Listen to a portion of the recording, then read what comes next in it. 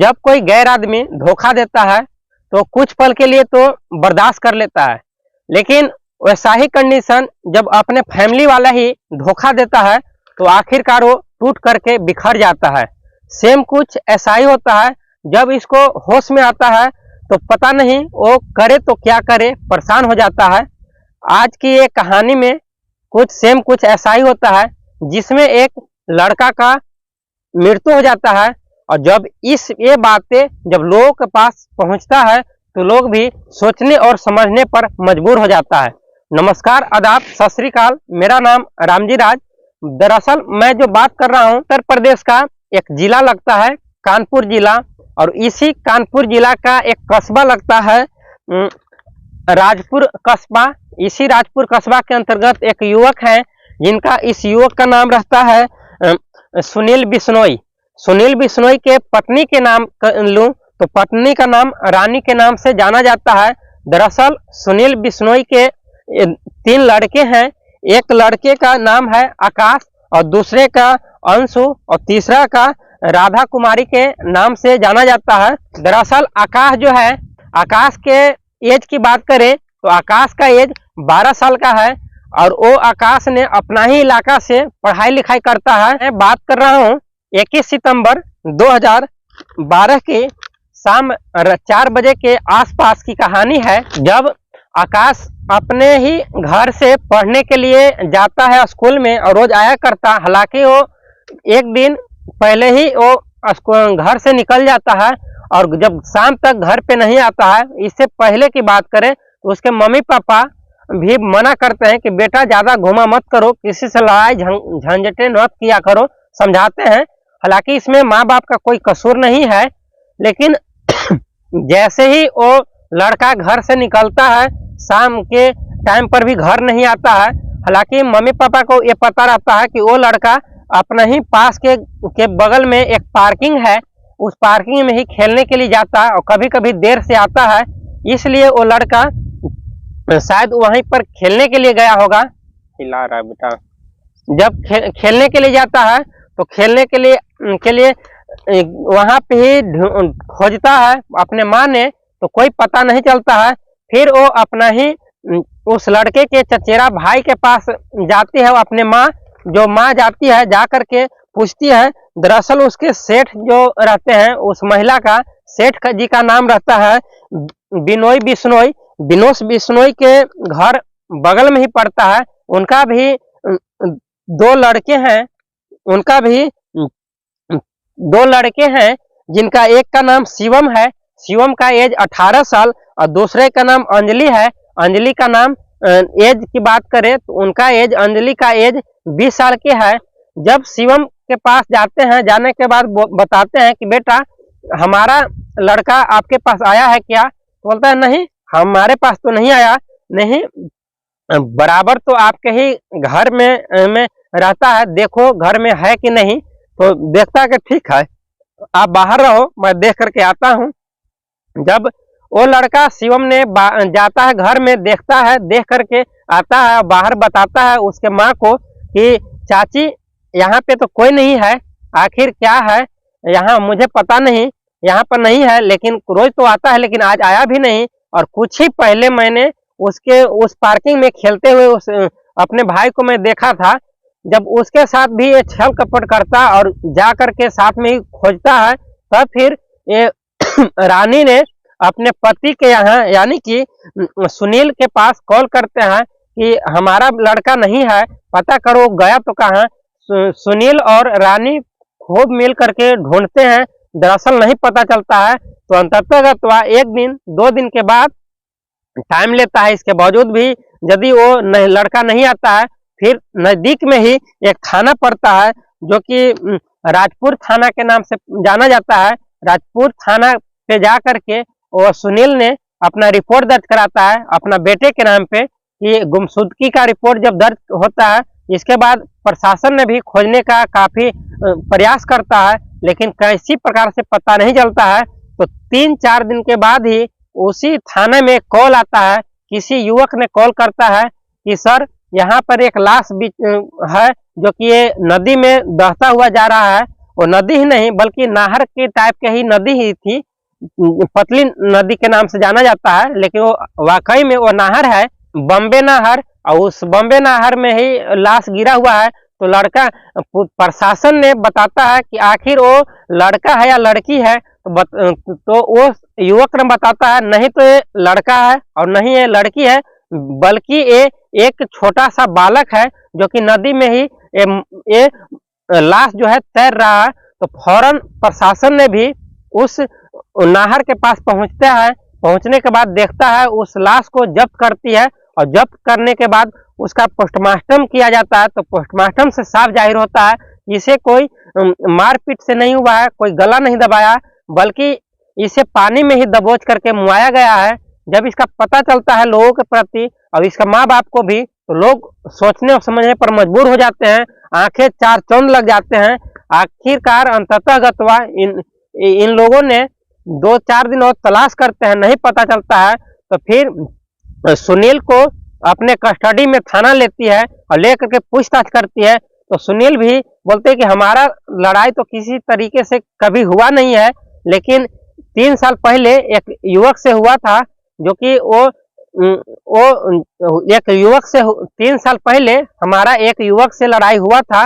वो युवक ये मुझे बताया था कि कभी भी अपना समय को ख्याल रखना, आज नहीं तो कल तुम्हारा लाश ही लौट करके आपके दरवाजा पर ही मिलेगा। तो उसी तरीके से मेरा भी भय बना रहता था, शायद वो कत्ल वही उसने ही तो नहीं किया है। जब प्रशासन ने बात सुनता है तो प्रशासन भी उस युवक को बुलाया जाता है, उसको मार पीट भी किया करते और काफी उसको डराने के बाद भी पूछताछ करता है। हालांकि ये युवक ऐसा गलत काम नहीं किया था, वो विवश होकर के नहीं बता पाता है कि नहीं साहब मेरा ऐसे तो मैं गुस्से में बोल दिया था, लेकिन मैंने ऐसा काम नहीं किया हूँ। तब फिर प्रशासन भी उसे छोड़ देता है और छोड़ने के बाद फिर बताता है कि आखिर और आपका लड़का किससे दोस्ती करता है। तो बताता है हमारा लड़का तो अपना ही बड़े भाई का लड़के से दोस्ती करता है, जिसका नाम है शिवम। तो शिवम से जब पूछताछ करता है तो शिवम भी डर जाता है और बताता है कि मैंने अपने उसको शिवम ने बताता है कि मैंने भी अपने आकाश को अपने भाई की तरह मानता हूँ, है तो अपना चचेरा भाई, मैंने उसको गलत हत्या उसको क्यों करूंगा। हालांकि नहीं बताता है, लाख समझाने के बाद भी प्रशासन के समझाने के बावजूद भी वो लड़का का टूट जाता है और आखिरकार वो नहीं बता पाता। तो फिर प्रशासन को भी यकीन होता है कि वाकई में ये लड़का गलती नहीं किया है, फिर उसको भी छोड़ देता है। लेकिन उसके माँ जो रहती है आकाश का, वो बताती है कि साहब जरूर हमको शंका है कि ये जो है सुनील नहीं, मुझे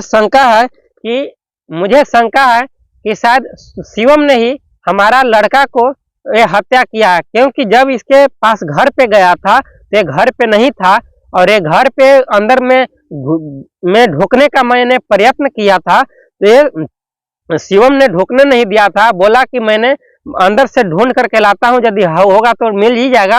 हालांकि जाने नहीं दे रहा था और जब अंदर बाहर आया मुझे बताया कि वहां पे आकाश नहीं है हमारे घर में, तो उसके चेहरे पर काफी रोंगटे खड़े थे, काफी वो घबराहट हुआ महसूस कर रहा था। तो मुझे शंका है कि शायद उसने ही किया था। जब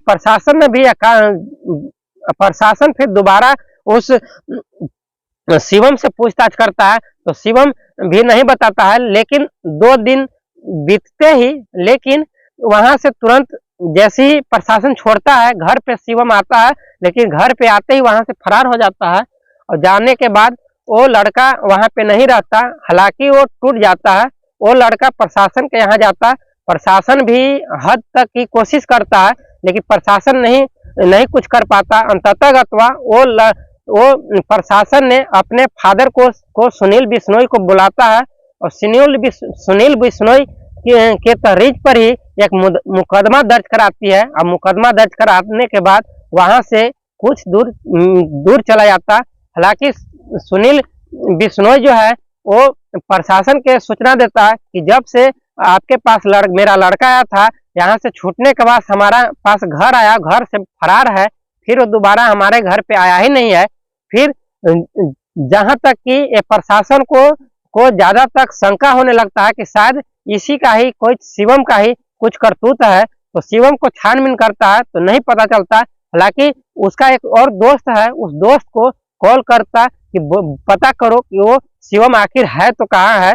जब मालूम नहीं चलता है तो फिर करते करते फिर पता चलता है कि सर वो एक अरैया रोड अस्थि ढाबे पर ये शिवम खड़ा है। वहां पे पता करते ही जैसे ही प्रशासन वहां पे पहुंचता है, प्रशासन पहुंचने के बाद उसको कस्टडी में लेता है और कस्टडी में लेने के बाद उसे काफी जोर से फटकार लगाता है, पूछताछ करता है। तो अंततः अथवा वो शिवम ने आखिरकार वो टूट जाता है और टूटने के बाद पूरा सच्चाई बयान करता है, बताता है कि दरअसल बात ऐसा है कि हमारा कोई कसूर नहीं है, मैंने मजबूरी में हमारा अपना भाई जो है आकाश को मैंने मारा हूँ। दरअसल कोई दिन हमारी एक बहन है, हमारी बहन का नाम अंजलि है, जो कि 20 साल की है।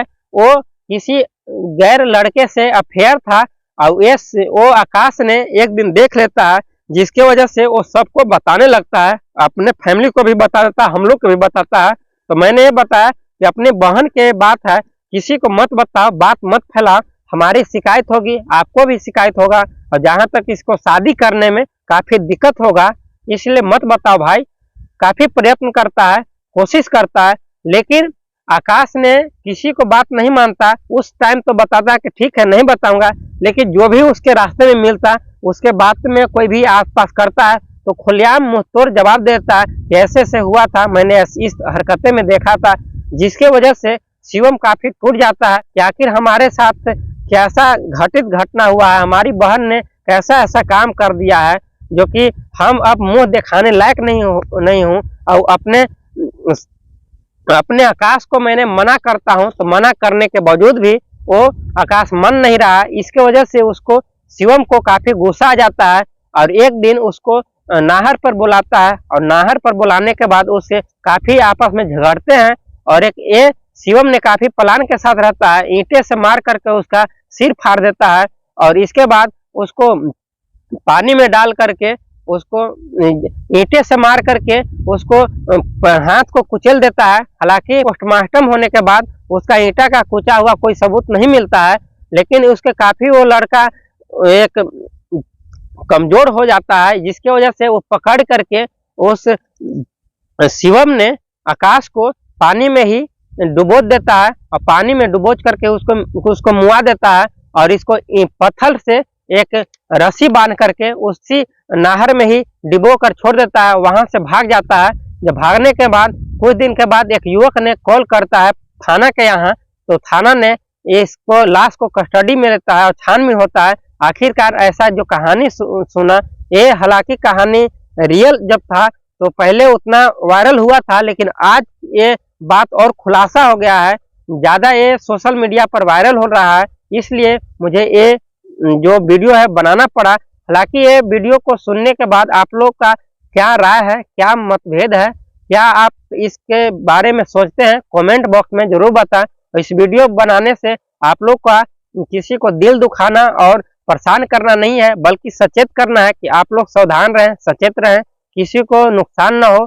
आप लोग भी परहेज करें, अपने लड़के को एक अच्छे रिस्पेक्ट दे, अच्छे रास्ता पर चलने का इजाजत दे। क्या रेड कंडीशन है, क्या बेड है, क्या गुड है, कैसी कंडीशन में चलना चाहिए, एक शरीफ लड़के होने का क्या उसका रोल है, कैसा उसका वो अपना रोल अदा करता है, उसको ध्यान में रखते हुए अपने लड़के को ही इजाजत दे और वैसा ही पढ़ाई के लेवल पर आगे बढ़ने का इजाजत दे।